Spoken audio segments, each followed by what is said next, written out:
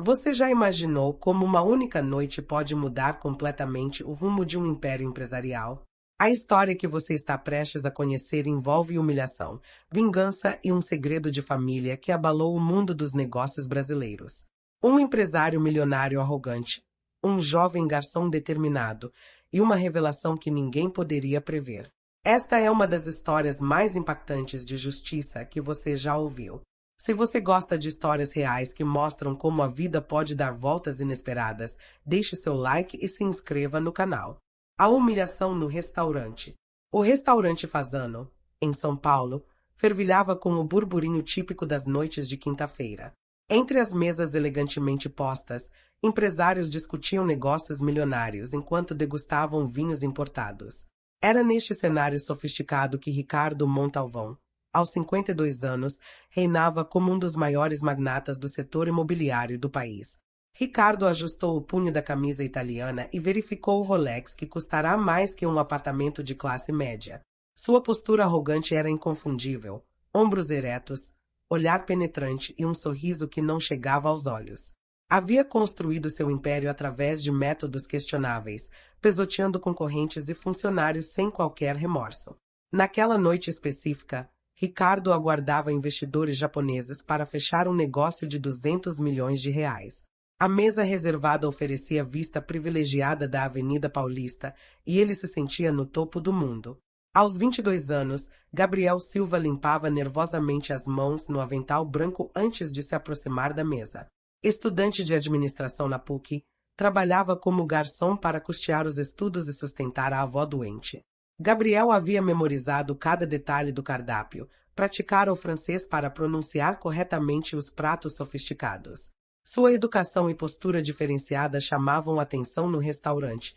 Não parecia um garçom comum, mas sim alguém temporariamente fora de seu lugar natural. Quando Gabriel se aproximou da mesa de Ricardo, o empresário nem sequer ergueu os olhos do celular. Quero o salmão grelhado, sem molho, e o vinho mais caro da casa, disse em tom seco. Gabriel anotou cuidadosamente e perguntou sobre a cocção preferida. Ricardo finalmente olhou para ele, e seu rosto se contorceu em desgosto. Você está questionando meu pedido. Apenas traga o que eu pedi e desapareça da minha vista, disparou Ricardo, elevando a voz propositalmente para que outras mesas ouvissem. Gente como você deveria agradecer por ter trabalho, ao invés de fazer perguntas desnecessárias. O restaurante ficou em silêncio constrangedor. Gabriel sentiu o sangue subir ao rosto, mas manteve a compostura profissional. Peço desculpas, senhor. Vou providenciar seu pedido imediatamente, respondeu com voz firme, apesar da humilhação. Ricardo não parou por aí. Quando Gabriel retornou com o vinho para degustação, o empresário fingiu provar e cuspiu dramaticamente no guardanapo. Este vinho está azedo. Vocês não sabem nem escolher uma garrafa decente. Chamem o gerente imediatamente. O gerente, conhecendo a influência de Ricardo, correu para a mesa e se desculpou profusamente. Gabriel foi repreendido publicamente, como se fosse culpado pela qualidade do vinho. A humilhação atingiu seu ápice quando Ricardo jogou uma nota de 50 reais no chão e disse: Isso deve ser mais do que você ganha em uma semana. Recolha e aprenda a ser grato. Gabriel olhou fixamente para Ricardo por alguns segundos que pareceram eternos. Naquele momento, algo se acendeu em seus olhos, uma determinação fria que Ricardo não conseguiu decifrar. O jovem recolheu a nota, guardou-a cuidadosamente no bolso e disse com uma calma perturbadora: Muito obrigado, senhor Montalvão. Nunca vou esquecer desta gentileza. A forma como Gabriel pronunciou seu nome e a intensidade de seu olhar causaram um arrepio estranho em Ricardo. Mas o empresário logo descartou a sensação, voltando sua atenção para os investidores japoneses que acabavam de chegar. O passado que ninguém conhecia. O que você achou da história até aqui? A humilhação sofrida por Gabriel foi apenas o começo de uma trama muito mais complexa. Deixe nos comentários sua opinião sobre a atitude de Ricardo Montalvão. 23 anos antes daquela noite fatídica no Fasano, Alberto Mendes, magnata do setor de mineração e maior rival empresarial de Ricardo Montalvão, vivia um romance proibido com Marina Silva, uma jovem advogada de família humilde. Alberto era casado com Patrícia, herdeira de uma tradicional família paulistana, união que fortalecera politicamente seus negócios. Marina trabalhava em um escritório que prestava serviços jurídicos para empresas de Alberto. Aos 25 anos, ela possuía uma inteligência aguçada e uma beleza natural que chamou a atenção do empresário casado. O que começou como encontros profissionais evoluiu para um relacionamento clandestino que durou 2 anos. O apartamento discreto na Vila Madalena se tornou refúgio do casal. Alberto prometia constantemente que se divorciaria, que assumiria publicamente o relacionamento. Marina acreditava nas promessas, especialmente quando descobriu estar grávida de Gabriel. A notícia da gravidez mudou drasticamente o comportamento de Alberto. A pressão familiar e os interesses empresariais falaram mais alto que o amor.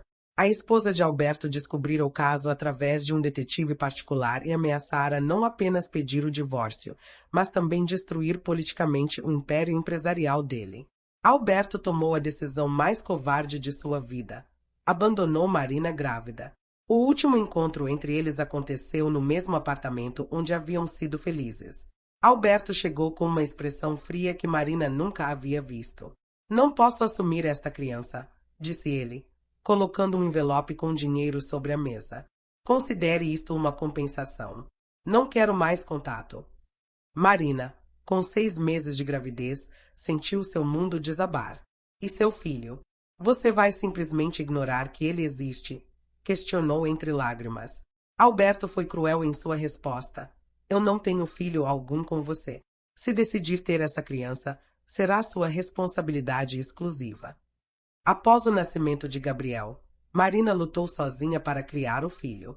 Trabalhou em diversos escritórios, sempre escondendo a identidade do pai verdadeiro. Apenas a mãe dela, Dona Carmen, conhecia a verdade. As duas criaram Gabriel com muito amor, mas poucos recursos financeiros. Durante a infância, Gabriel questionava constantemente sobre o pai. Marina inventava desculpas, dizia que ele havia morrido em um acidente. Dona Carmen, mais pragmática, sempre insistia que um dia a verdade deveria ser revelada. "Este menino tem direito de saber quem é", argumentava a avó. Gabriel cresceu observando a mãe trabalhar incansavelmente. Marina desenvolveu problemas de saúde devido ao estresse e ao excesso de trabalho. Aos 17 anos do filho, foi diagnosticada com câncer no pâncreas. Durante o tratamento, ela tomou uma decisão que mudaria tudo. Revelou a identidade do pai. "Gabriel, preciso te contar algo que deveria ter dito há muito tempo", disse Marina, segurando a mão do filho no hospital. "Seu pai não morreu.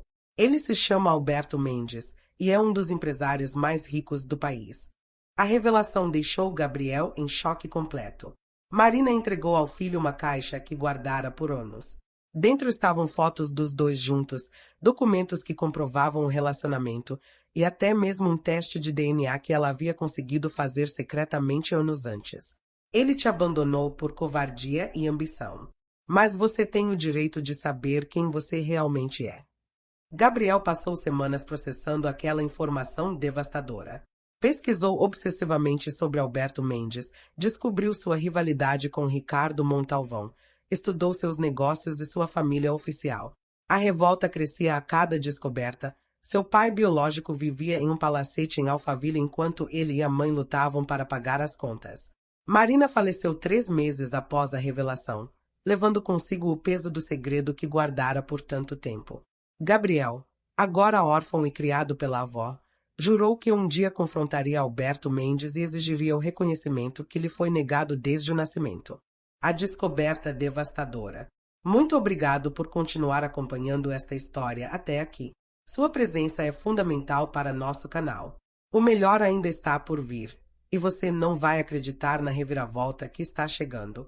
Após o funeral da mãe, Gabriel se trancou no quarto por dias, rodeado pelos documentos que Marina havia guardado. Entre as fotografias desbotadas e as cartas de amor não enviadas, encontrou algo que mudou completamente sua perspectiva. Um dossiê detalhado sobre os negócios de Alberto Mendes e suas conexões com outros empresários, incluindo Ricardo Montalvão. Marina havia sido mais esperta do que Gabriel imaginava. Durante os anos trabalhando em escritórios jurídicos, ela coletara informações sigilosas sobre contratos, acordos duvidosos e práticas questionáveis no mundo empresarial. Era como se ela pressentisse que um dia aquelas informações seriam necessárias para proteger o filho. Gabriel descobriu que a rivalidade entre Alberto e Ricardo não era apenas empresarial, era pessoal. Anos antes, os dois haviam sido sócios em um empreendimento imobiliário que faliu devido às práticas antiéticas de Ricardo. Alberto perdeu milhões e jurou vingança. Desde então, travavam uma guerra silenciosa no mundo dos negócios. A ironia da situação era cruel. O filho abandonado de Alberto havia sido humilhado justamente pelo maior inimigo do pai. Gabriel viu nisso uma oportunidade única de servir justiça a ambos simultaneamente. Começou a arquitetar um plano meticuloso, que levaria meses para ser executado. O primeiro passo foi conseguir informações atualizadas sobre os dois empresários. Gabriel usou suas habilidades acadêmicas para se infiltrar discretamente no mundo corporativo. Conseguiu estágio em uma empresa de consultoria que prestava serviços para ambos os grupos empresariais, tendo acesso a dados confidenciais. Durante 6 meses, Gabriel construiu um perfil psicológico detalhado de Ricardo Montalvão. Estudou seus hábitos, preferências, pontos fracos e, principalmente, seu ego desmedido. Descobriu que Ricardo frequentava o Fazano todas as quintas-feiras para reuniões importantes, sempre na mesma mesa, sempre com a mesma arrogância. Foi então que Gabriel tomou uma decisão audaciosa. Conseguiria emprego no restaurante e esperaria o momento certo para se aproximar de Ricardo. Não seria apenas um encontro casual. Seria o início de uma operação de vingança cuidadosamente planejada. Gabriel estudou cada aspecto do trabalho no restaurante, memorizou detalhes sobre vinhos e gastronomia, preparou-se como um ator se prepararia para o papel de sua vida. Seu objetivo não era apenas confrontar Ricardo, mas ganhar sua confiança, conhecer seus segredos, descobrir suas vulnerabilidades. A noite da humilhação não foi acidental. Gabriel sabia que Ricardo estaria lá. Sabia sobre a reunião com os investidores japoneses e deliberadamente se aproximou da mesa. Quando Ricardo o humilhou publicamente, Gabriel viu uma oportunidade de ouro se apresentando. A arrogância de Ricardo havia criado uma testemunha. Dezenas de pessoas no restaurante presenciaram a humilhação. Gabriel gravou discretamente parte da conversa em seu celular, documentando o comportamento abusivo do empresário. Mas isso era apenas o aquecimento. Nos dias seguintes àquela noite, Gabriel começou a segunda fase de seu plano. Usando as informações coletadas pela mãe e suas próprias pesquisas, identificou os pontos fracos nos negócios de Ricardo. Descobriu irregularidades em contratos, sonegação de impostos e práticas trabalhistas questionáveis. Simultaneamente, Gabriel decidiu que era hora de confrontar Alberto Mendes. Não seria uma aproximação direta, isso seria muito arriscado. Em vez disso, começou a aparecer discretamente em eventos empresariais que seu pai frequentava, sempre de longe, sempre observando. O momento decisivo chegou quando Gabriel descobriu que Alberto e Ricardo estavam competindo pelo mesmo projeto, a construção de um complexo empresarial que valia 500 milhões de reais. A licitação seria decidida em 2 semanas e ambos os empresários estavam dispostos a tudo para vencer. Gabriel percebeu que tinha em suas mãos as cartas necessárias para destruir os dois simultaneamente. Possuía informações comprometedoras sobre Ricardo que poderiam destruir sua reputação e seus negócios. Sobre Alberto, tinha algo ainda mais poderoso: a chantagem emocional de um filho rejeitado que poderia expor publicamente o abandono paterno. A estratégia estava clara. Usaria as informações contra Ricardo para arruinar seus negócios, forçaria Alberto a reconhecê-lo como filho, e no final, teria sua vingança completa contra ambos os homens que marcaram sua vida de formas tão dolorosas. O confronto dos gigantes. Gabriel escolheu uma terça-feira chuvosa para executar a primeira fase de sua vingança. O escritório de Ricardo Montalvão ocupava 3 andares de um edifício espelhado na Avenida Brigadeiro Faria Lima. Gabriel vestiu seu melhor terno, penteou os cabelos para trás e assumiu uma postura completamente diferente daquela do garçom humilhado. A secretária tentou impedir sua entrada, mas Gabriel usou um nome falso e alegou ter informações confidenciais sobre Alberto Mendes que interessariam muito ao patrão. A menção do nome do rival foi suficiente para garantir alguns minutos de audiência com Ricardo. O empresário estava ao telefone quando Gabriel entrou na sala. A decoração era ostensiva, quadros caros, móveis importados e uma vista panorâmica da cidade que reforçava a sensação de poder. Ricardo gesticulou impaciente para que Gabriel se sentasse e aguardasse. Quando finalmente desligou o telefone, Ricardo encarou com um ar de superioridade. Você tem 5 minutos. Fale logo sobre Alberto Mendes, disse secamente, sem demonstrar qualquer sinal de reconhecimento. Gabriel sorriu internamente. Ricardo nem sequer o havia reconhecido como o garçom humilhado semanas antes. Senhor Montalvão, antes de falar sobre Alberto Mendes, preciso refrescar sua memória sobre algo, disse Gabriel, retirando lentamente a nota de R$ 50 que Ricardo havia jogado no chão do restaurante. Lembra desta nota? O senhor disse que era mais do que eu ganhava em uma semana. O rosto de Ricardo mudou instantaneamente.